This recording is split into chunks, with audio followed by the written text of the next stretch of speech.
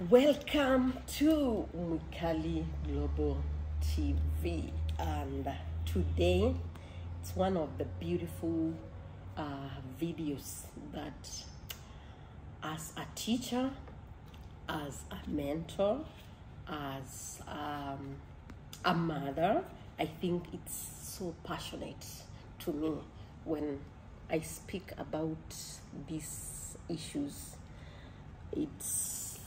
It touches my soul, you know. So how are you doing? Where are you watching me from?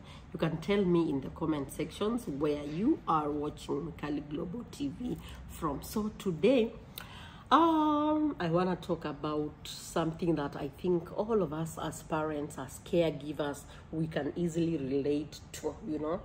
Right now we are in June, yeah, and the schools are about to close for the summer holidays. Yes, so in a few days or in a few weeks, the kids will be home with us as parents, as caregivers. So away from their teachers, away from their educators, away from the schools where we always have systems laid down for them.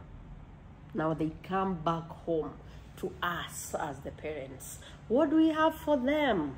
What are the plans that we have for our kids? So today I just thought of sharing a few things with my lovely viewers, and I think it's for the best of our kids that we be intentional about parenting, you know. Be intentional, plan about how you're going to take care of your kids. So number one, I think it's always very nice when the kids are coming for the holidays. As parents, as caregivers, let us plan about how our kids are going to spend their time, you know.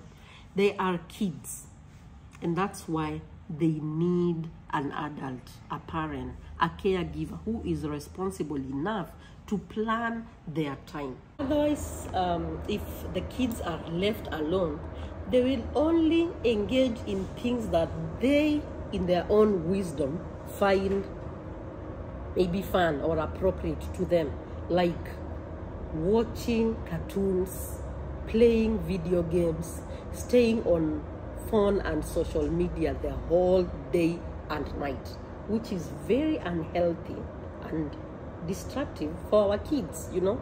That's a point that that's something that varies from one parent to another. Everybody has their own views. This is not like I'm trying to force it on somebody or something like that, no. But generally, the kids need not to have all their time on the social media. It's general knowledge that if they spend much time in the social media, the distraction from that is more than we can imagine. So as a parent, I think it's good if you plan time for your kids. At least let them have something like a timetable. They know when they wake up, this is what they're supposed to do. They take breakfast, they brush their teeth, they like personal hygiene and all that. They make their beds, they neaten their rooms. After that, they can now maybe read some storybooks or watch their favorite movie. After that, maybe 1 or 2 hours of watching, they can go to another activity. Like, have activities planned for the kids. Otherwise, they will plan for themselves and end up wasting the whole time on things that are not very necessary. Parenting differs from one parent to another, but there are things that generally have to be observed because our kids need our care, you know. So second thing I wish maybe is to let our kids learn new skills. We can teach them responsibilities. A new skill, like for example, you can teach them swimming. There are kids who don't know how to swim. You can also enroll them to learn a new language, you know. Like for me, I remember when I was in high school, I did a bit of German. So I know a little bit of Dutch. I can say Guten Morgen, good morning, how are you, and such things like that. So it's good at least for a child to learn their favorite. Don't force it on them. If they want to learn maybe French, and for you wish them to learn German, don't force it on them. Just understand, why do they want to learn this language? Have them learn what they want to learn. Because if you force it on them, probably they will not even do it wholeheartedly, you know. They can also learn skills like cooking, cooking. They can also learn things like skating or karate or judo, you know. At some point, those are also defense skills, defense mechanisms that they can adapt. If they learn things like boxing also, which is nice, you know. So we can also teach them responsibilities. For example, what most kids do not know, maybe cleaning utensils, washing utensils, cleaning up the table after they eat, you know.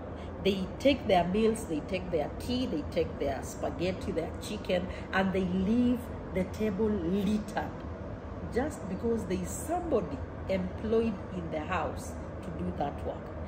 Later, when this child grows and probably they are not financially able to hire house helps and such things, they might not have the best time as adults. So it's good to teach them responsibilities. It's simple things, but we should not overlook them, right?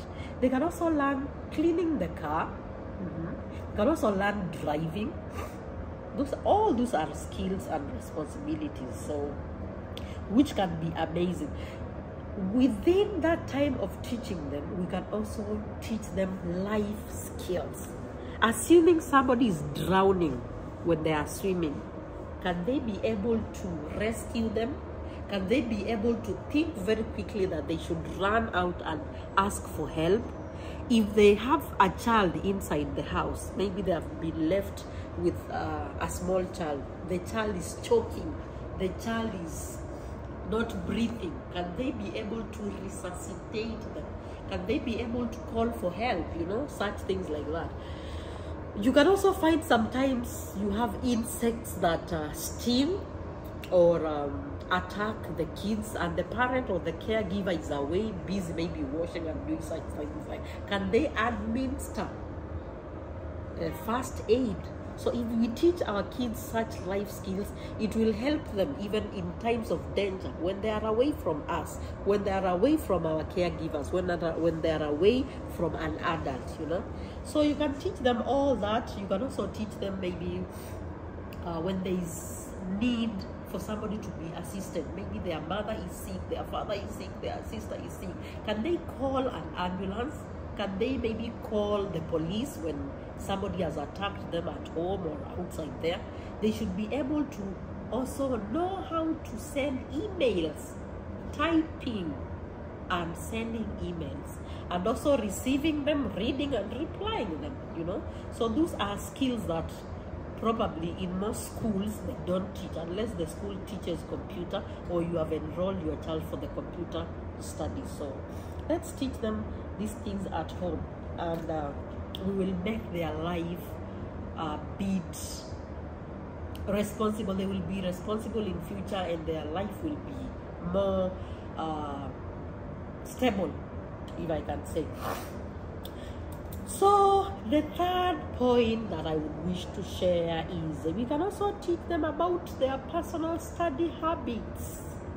I find, as a teacher, I find that most students, especially here in Somaliland, they don't like reading on their own. Oh my God. I have been a librarian for some time, and during that time I found out that most students get bored very easily because they cannot find something interesting to read. They will tell you, oh teacher, I've read all these books, I don't find anything that is fascinating, that is capturing, that captivates me. So they get bored. Do they have that self-drive to Google, to read and research on their own? So those are things that we should teach our children. Another thing is about note taking. You cannot just take a book and you're just reading for 1 hour, for 2 hours, especially if you're waiting for an exam or a test and you are not note taking. You have to write somewhere so that it sticks better in your mind, and you can also be able to take those short notes later and refer to them when you are doing your revision.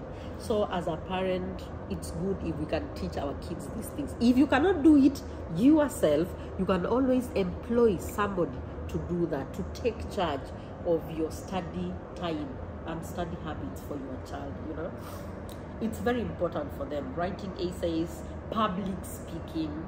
How does this help a child? It grows their confidence. It grows their vocabulary, you know, because they have a variety of books to read, magazines. Maybe you can also help them to watch constructive videos, speeches of most of these outstanding and famous people. So they will learn very many things through all that. And it will also help them to build their confidence. Lastly, but not least, we also need to keep them active physically and also mentally. Physically active by doing what? They can engage in games, they can play football, they can play table tennis, and through that some will also be learning the skills, assuming they don't know how to play table tennis or badminton or hockey. Like mostly here, I think most kids play football, even in most schools. Sometimes my son tells me, you know, every time it's playing football, it gets boring. So they can learn other skills. So if you teach them such games, it will also help them to keep active physically. They can also take walks. Instead of driving from your home to the restaurant, if it's nearby, it can take a few minutes, probably 10, 20, 15. You can take a walk with the kids. It's fun also. It grows them strong, and during that time you can also bond with your children. So emotionally or mentally, how can you grow your kids? Emotionally, you can talk to them, you can encourage them, you can listen to them. They can tell you about their experiences in school, about life, their fears, their ambitions, their dreams, you know. And through that listening, you grow them, because you will advise them, you will ensure that at least they are assured of your support as a parent. They will not feel left alone to navigate through their emotions, through their fears about life, through their all these things that the kids face, because there are very many things that kids don't tell us. But through watching their behavior when you are bonding with them, you can learn a lot, which when you speak with them or let them speak to you, you can help them in one way or the other. So mentally, you can help them to build their thinking power and decision making together with their confidence, maybe through these games, through learning new skills, through bonding with them and such things like that. So lastly, now that brings me to my last point, which is, let us try as parents, as caregivers, to bond with our children. You know, you don't have to be there physically 24/7. Some of us are not privileged maybe to stay with our children because of responsibilities. We have responsibilities as parents. We go out there and work and all that, but that does not mean that we neglect our priority, which is parenting and bringing up godly and straight children. And this comes through the bonding, the love we share with our kids, the time we create with them. We can give them all the gifts in this world, but we don't give them our time, our love, our connection. Something will be amiss even when they grow up. So we can bond with them through these activities. When they are playing, you can play with them. When they are watching, you can discuss with them, what book did you read today, how was your day, what are your fears, their dreams. So we bond with our kids, try to be present. Another interesting thing is, most of us parents don't even know the friends of our children, the people that they play with, they create time with, they bond with, they go out there with. So it's very good as a parent to try and know the kind of friends that your child relates with, what's happening, their characters, you know, their likes, their dislikes, and such things like that, so that you can be able to know, is your child being in a group or with friends that are building them or destroying them. You might be, as a parent, doing your best to build their character, but they might be eroding that character out there because of friends. It's not bad to have friends, but it is always good to be on the lookout as a parent, you know. As a teacher, for me, I think I've had a very candid and very close relationship with most of the students that I was teaching, especially girls. And sometimes they open up to you and they don't even want you to tell the parent, you know, this is what I'm going through, I feel like this, or probably I feel I don't bond so much with my parent, I'm feeling stressed and my parent is not even around, what can I do? Now you become like a mother, a parent to them in school. So assuming now you have that close relationship with your child, even that friend that is close to your child will be able to come freely and tell you, you know, I've noticed 1, 2, 3 with your son, or I've noticed 1, 2, 3 with your daughter, and I think they are having a rough time, a rough patch in their life. How can we help them? You know, you find solutions, positive solutions, that in love you correct your child, you bring them closer to you so that they can heal under your care, not under somebody's guidance or care, you know. So amazing. I think if we can try and also find other amazing ways that we can bond with our kids, we can spend time with them during the holiday, it will be amazing, and we will be bringing up the best of the best in our society. These kids are our future generation. So what are we doing to take care of our current generation? In this current time, we are living in a very dangerous system because of internet, because of phones, because of the exposure out there is crazy. If your child has to go through it alone, it will be difficult. So this brings me to the end of my today's episode, today's talk with Mikali Global TV, an episode of health and lifestyle. Thank you so much for creating your time to watch us. We will be bringing you more content and the health and lifestyle, because we care so much about you, about your health, about our lifestyle, and everything that surrounds our well-being, especially the mental health of each one of us.